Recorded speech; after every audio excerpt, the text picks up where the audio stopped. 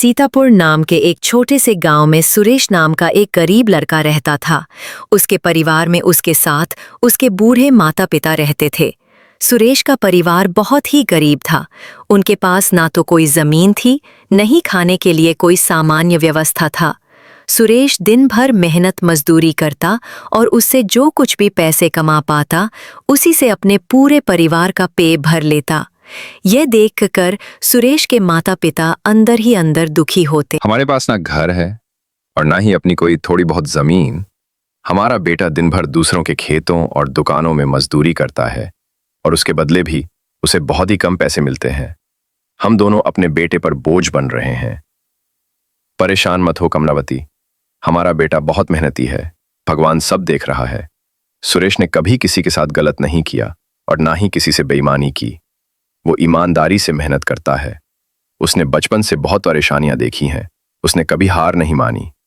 एक दिन हमारा बेटा भी बहुत पैसा कमाएगा और उसकी सारी परेशानियां दूर हो जाएंगी। सुरेश हमेशा सोचता था कि आज भले ही उसकी किस्मत उसका साथ ना दे रही हो, पर उसे यकीन था कि अगर वह मेहनत करता रहेगा तो एक दिन उसका वक्त भी बदलेगा और उसकी सारी दुख परेशानियां खत्म हो जाएंगी। एक दिन सुरेश चंदूलाल जमींदार के खेत पर काम कर रहा था।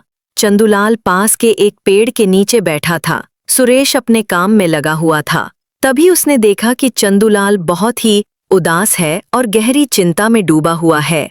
चंदूलाल को उदास देख सुरेश तुरंत चंदूलाल के पास गया और बोला, क्या हुआ जमींदार साहब, आप बहुत उदास लग रहे हैं। मुझे ऐसा लग रहा है जैसे आप किसी गहरी चिंता में हैं। कुछ हुआ है, मुझे बताइए, क्या पता मैं आपकी कोई मदद कर सकूं। सोहन की बात सुनकर चंदूलाल को गुस्सा आ गया और वो सुरेश से गुस्से में बोला, अरे तू मेरी क्या मदद करेगा? तू खुद अपनी सहायता कर सकता है क्या? अगर तू किसी की मदद करने के काबिल होता तो क्या तुझे 2 वक्त के खाने के लिए आज मेरी जमीन पर काम करने की जरूरत पड़ती? चल यहां से जा, अपना काम कर और मुझे परेशान मत कर। सेठ जी, ऐसा नहीं है। ये सब वक्त वक्त की बात है। सब भाग्य का खेल है और मनुष्य को अपनी मेहनत पर भरोसा रखना चाहिए।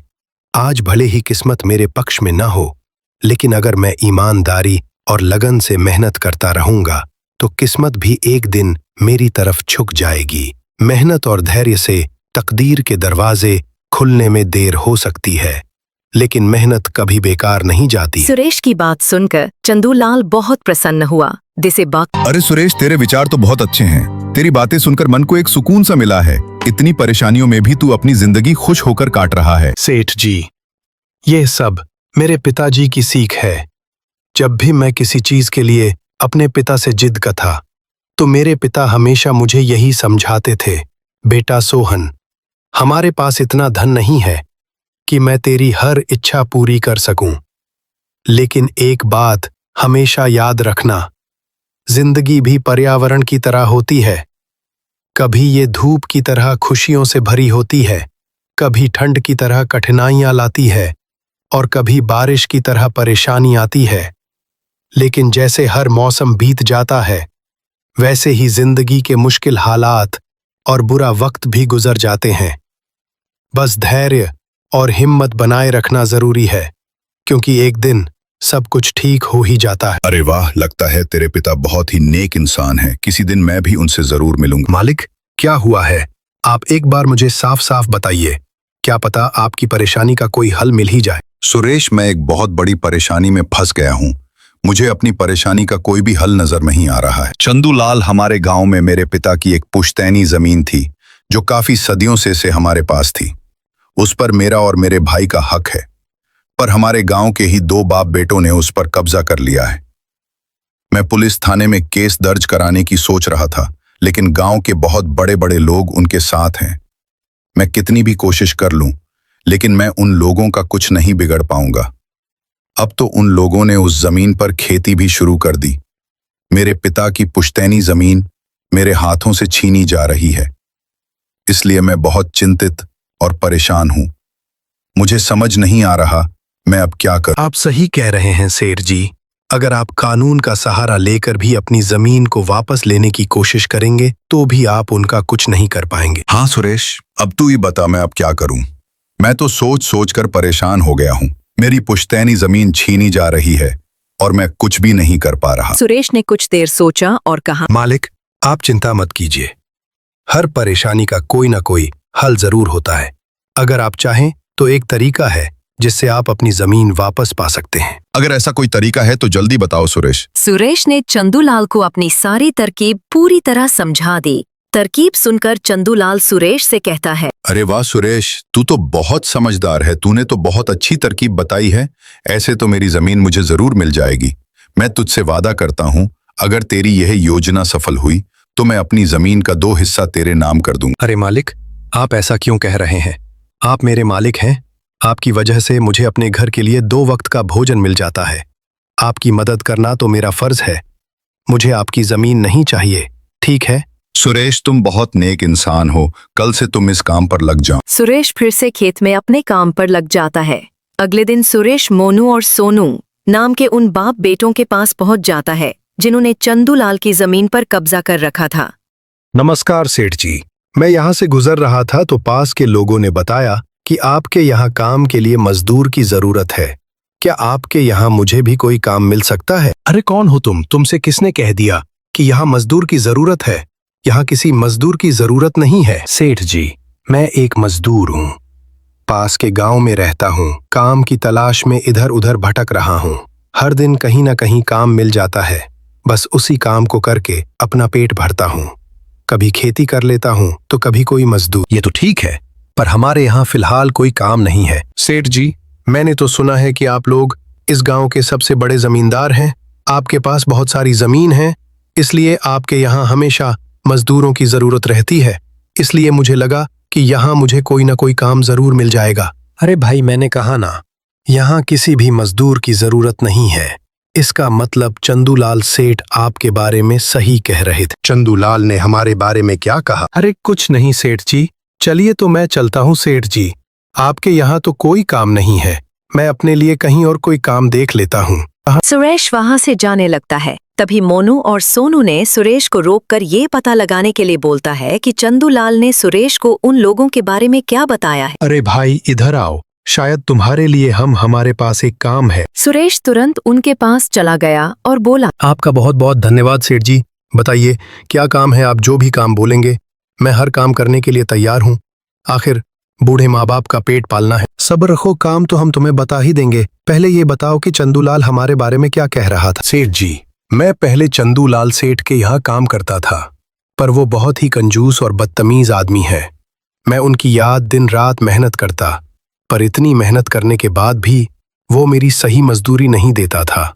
इस बात पर कल मेरी उससे बहस हो गई थी। फिर क्या हुआ? चंदूलाल ने हमारे बारे में क्या कहा? जब मेरी सेठ चंदूलाल से बहस हो रही थी तब उसने मुझे कहा कि पूरे गांव में उनसे ज्यादा मजदूरी कोई नहीं देता।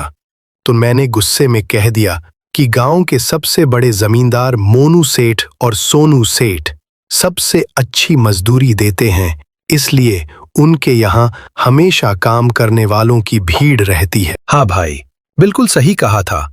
आखिर हम गांव के सबसे बड़े जमींदार हैं। हमारा फर्ज है कि जो भी मजदूर हमारे यहाँ काम करता है उसे उसकी मेहनत के हिसाब से सही मजदूरी मिले। वाह सेठ जी, आपने बहुत अच्छी बात कही। चंदूलाल सेठ कभी भी आपकी बराबरी नहीं कर सकता। वो तो शायद आपके जितना भी नहीं सोच सकता। मोनू और सोनू सुरेश की चौपल से भरी बातों में आ जाते हैं और उसे अपने यहाँ काम पर रख लेते हैं। चलो अब काम की बात करते हैं। तुम एक अच्छे इंसान लगते हो। हमें अपने खेत पर काम करने के लिए तुम्हारे जैसे ही एक मजदूर की जरूरत है। कल से ही काम पर आ जाना। कुछ दिन ऐसे ही बीत गए। एक दिन मोनू अपने बेटे सोनू से बोला, सोनू, ये सुरेश तो बहुत मेहनती है। ये अकेले ही 4 लोगों का काम कर देता है। अच्छा हुआ कि हमने इसे रोक लिया। हाँ पिताजी, आप सही कह रहे हो। सुरेश बहुत मेहनती है। इसके जितना काम शायद ही कोई और करता होगा। ये पूरा दिन यहाँ काम पर अकेला लगा रहता है। सुरेश ने मोनू और सोनू का दिल जीत लिया। कुछ दिन और बीत गए। एक शाम मोनू और सोनू अपने खेतों का दौरा कर रहे थे। जब वे अपने खेत पर पहुंचे तो देखा कि सुरेश इतने देर तक भी काम कर रहा था। सुरेश भाई, अब तो रात होने वाली है। तुम इतनी देर तक काम क्यों कर रहे हो? अब घर जाओ और आराम कर लो। सेठ जी, हमारी किस्मत में आराम कहाँ है? घर पर बूढ़े माँ बाप है, काम नहीं करूंगा तो उनके लिए 2 वक्त का खाना कहाँ से जुटा पाऊंगा।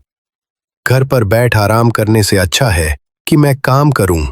इस तरह मेरा मन भी लगा रहता है। इसके बाद मोनू और सोनू खेत को सुरेश के भरोसे छोड़कर चले गए। अगली सुबह जब मोनू और सोनू अपने खेत पर लौटे तो देखा कि वहां पुलिस खड़ी है। पुलिस को देखकर दोनों दौड़ते हुए आए और पूछा, क्या हुआ थानेदार साहब, आप यहाँ क्या कर रहे हैं? क्या ये जमीन तुम दोनों की है? हाँ थानेदार साहब, ये जमीन हमारी है, हमारे पास इसके कागजात भी। फिर तो तुम दोनों को ले जाकर जेल में डालना ही पड़ेगा। ये क्या कह रहे हैं थानेदार साहब, हम कुछ समझे नहीं, आप क्या कहना चाह रहे हैं? अभी तुम दोनों बहुत अच्छे से समझ जाओगे। वो देखो तुम्हारी जमीन से क्या निकला है। थानेदार के कहते ही दोनों बाप बेटे जब पलट कर देखते हैं तो वहां उनकी जमीन में एक लाश दबी हुई थी, जिसमें सिर्फ कंकाल बचा था। ये देखकर दोनों बाप बेटे डर जाते हैं। थानेदार साहब, ये किसकी लाश है और ये हमारे खेत में कहाँ से आ गई? अब बहाने मत बनाओ, पहले लोगों को मारो, फिर उन्हें अपनी जमीन में गाड़ दो, और अब कह रहे हो कि ये क्या है? नहीं थानेदार साहब, हमें नहीं पता कि ये सब क्या है। यह लाश यहाँ कैसे आई, हमें कुछ नहीं पता। अब झूठ मत बोलो, अगर फांसी नहीं हुई तो कम से कम तुम दोनों को उम्र कैद की सजा तो जरूर मिलेगी। फांसी और उम्र कैद की बात सुनकर दोनों बाप बेटे डर गए और थानेदार के सामने गिड़गिड़ाने लगे। साहब, हम इस लाश के बारे में कुछ नहीं जानते, हमें नहीं पता ये लाश किसकी है और इसे यहाँ कौन गाड़ कर चला गया। इस मामले से बचने के लिए दोनों ने कुछ तरकीब सोचनी शुरू की। तभी सुरेश वहां आ जाता है। अरे सेठ जी, या पुलिस यहाँ क्यों आई है, क्या हुआ है? सुरेश, देखो पता नहीं कहाँ से हमारी जमीन में यह कंकाल आ गया है। मालिक, यह कंकाल यहाँ कहाँ से आ गया? यह तो बहुत गंभीर बात है। हाँ सुरेश, पता नहीं ये कंकाल यहाँ कहाँ से आया है, और थानेदार साहब को लगता है कि इसे हमने यहाँ मारकर गाढ़ा है। अब तू ही कोई उपाय सोच जिससे हम इस परेशानी से बच सकें। तीनों को आपस में खुसर फसर करते देख थानेदार ने कहा, अब कोई तरकीब मत बनाओ, तुम दोनों बाप बेटों में से कोई एक तो जरूर जेल जाएगा। अब तुम ही तय करो जेल कौन जाएगा। सुरेश, मोनू और सोनू थोड़ी दूरी पर जाकर बात करने लगे। देखो मालिक, दोनों के फंसने से अच्छा है कि कोई एक फंसे। अब सोचिए कौन जाएगा। हम दोनों में से कोई भी जेल नहीं जाना चाहता है। कोई उपाय सोचो जिससे हम दोनों इस मुसीबत से बच सके। मालिक, एक बात कहूं, इस कंकाल को देखकर ऐसा लगता है कि इसे काफी महीने पहले जमीन में दबाया गया होगा। मोनू फांसी की बात सुनकर पहले ही डर गया था और सुरेश की बात सुनते ही उसने फटाफट पूरी कहानी सुरेश को बता दी। देखो सुरेश भाई, सच कहूं तो ये जमीन हमने कुछ महीने पहले ही चंदूलाल से हड़प ली थी। मोनू की बात सुनकर सुरेश ऐसा दिखाने लगा जैसे उसे कुछ पता ही न हो। क्या कहा मालिक, आपने ये जमीन हड़पी थी? मुझे कुछ समझ नहीं आ रहा, जरा साफ साफ बताइए। मोनू ने जमीन हड़पने की पूरी कहानी सुरेश को बताई। पूरी कहानी सुनने के बाद सुरेश ने कहा, मालिक, मेरे पास एक तरकीब है जिससे सांप भी मर जाएगा और लाठी ही भी नहीं टूटेगी। जल्दी बताओ सुरेश भाई, क्या तरकीब है? तरकीब बताने से पहले मुझे ये बताइए कि आप लोगों के लिए क्या ज्यादा जरूरी है, यह जमीन या आप दोनों की जान? आना सुरेश, इसमें पूछने वाली कौन सी बात है? हमारे लिए जमीन से ज्यादा हमारी जान प्यारी है। तो एक काम कीजिए मालिक, आप सबसे पहले जाकर थाने आर को बताइए कि ये जमीन सेठ चंदूलाल की है। आप उनसे बोलिए कि हमने तो कुछ महीने पहले ही ये जमीन बस काम करने के लिए उनसे ली थी, बाकी का काम मैं संभाल लूंगा। अरे सुरेश, लेकिन इससे तो हमारी जमीन हमसे छिन जाएगी, फिर क्या होगा? नहीं मालिक, शायद आप मेरी तरकीब समझ नहीं पाए। जब आप थानेदार को बताएंगे कि ये जमीन सेठ चंदूलाल की है, तो पुलिस किसे गिरफ्तार करेगी? सेठ चंदूलाल को। और जब चंदूलाल जेल चला जाएगा, तब आप लोग फिर से जमीन पर कब्जा कर सकते हैं। इससे आप लोग भी जेल जाने से बच जाओगे और जमीन भी आपके ही पास रहेगी। सुरेश की तरकीब सुनकर दोनों बाप बेटे दंग रह गए। वाह सुरेश भाई, तुम तो बहुत होशियार हो। आज तक तुमने हमें अपने काम से खुश किया था, अब तुम्हारी बुद्धि हमारी जान भी बचाएगी। इसके बाद तीनों थानेदार के पास गए और सुरेश ने जो कुछ कहा था वही बात दोनों बाप बेटे थानेदार से कहने लगे। थानेदार साहब, ये जमीन हमारी नहीं है। हमने कुछ महीने पहले ही काम करने के लिए यह खेत चंदूलाल सेठ से लिया था। वाह, जब खुद फंस गए हो तो अब किसी और को फंसाकर अपनी जान बचाना चाहते हो। नहीं साहब, अगर आपको हमारी बात पर यकीन नहीं हो रहा तो आप सुरेश से पूछ लीजिए। वह हमारे साथ बस कुछ दिनों से ही काम कर रहा है। इससे पहले वह सेठ चंदूलाल के यहाँ काम करता था। बोलो सुरेश, ये जमीन किसकी है? थानेदार साहब, यह जमीन सेठ चंदूलाल की है। मोनू सेठ और सोनू सेठ ने तो बस कुछ समय से इस जमीन पर खेती कराना शुरू किया है। सुरेश की बात सुनकर थानेदार ने सुरेश से कहा, सेठ चंदूलाल को बुलाने के लिए कहो। सुरेश, तुम एक काम करो, जाओ और सेठ चंदूलाल को बुलाकर लेकर आओ। सुरेश तुरंत जाकर सेठ चंदूलाल को बुला लेता है, परंतु चंदूलाल अपने साथ गांव के सरपंच को भी अपने साथ ले आता है। यहाँ क्या हो रहा है? यहाँ इतने लोग क्यों जमा? देखिए सरपंच जी, इन दोनों की जमीन से एक कंकाल निकला है और अब ये लोग कह रहे हैं कि ये जमीन इनकी नहीं है बल्कि सेठ चंदूलाल की है। थानेदार ने सरपंच जी को पूरी कहानी सुना दी। अपने आप को फंसा देख मोनू ने सरपंच से कहा, तुम्हें एक नहीं सरपंच जी, ये जमीन हमारी नहीं है। हम यहाँ बस कुछ समय से काम कर रहे हैं। आप हमारे मजदूर सुरेश से पूछ लीजिए। हाँ थानेदार साहब, ये जमीन सेठ चंदूलाल की है। मैं कैसे मान लूं कि ये जमीन चंदूलाल की है?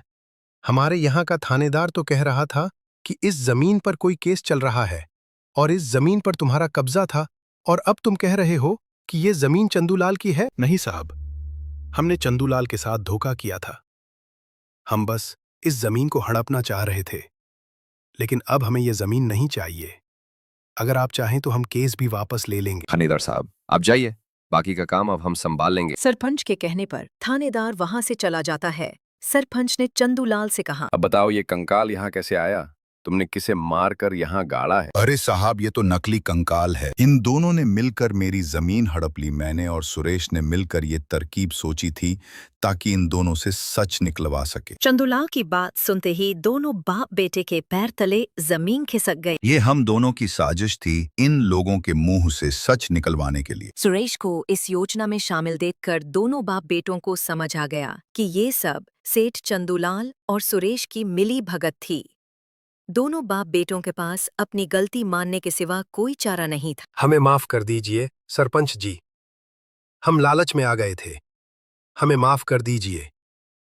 हम आज के बाद ये गलती कभी नहीं करेंगे और ये जमीन भी सेठ चंदूलाल को वापस दे देंगे। मोनू और सोनू दोनों सरपंच और सेठ चंदूलाल से माफी मांगने लगे। दोनों को इतना गिरगिरा देख चंदूलाल ने उन्हें माफ कर दिया। सरपंच ने भी उन्हें जेल नहीं भेजा और सेठ चंदूलाल ने अपना केस वापस ले लिया। चंदूलाल के केस वापस लेने के बाद सरपंच जी भी वहां से चले जाते हैं। धन्यवाद सेठ चंदूलाल जी, आपने हमें माफ कर दिया। आज के बाद हम ऐसी गलती कभी नहीं करेंगे। ठीक है मोनू, कोई बात नहीं, मैंने तुम्हें माफ किया। बस याद रखना कि एक जमीन के टुकड़े के लिए तुम अपनों के साथ कभी गलत नहीं करना। बुरे समय में तुम्हारे अपने ही तुम्हारे साथ खड़े होंगे।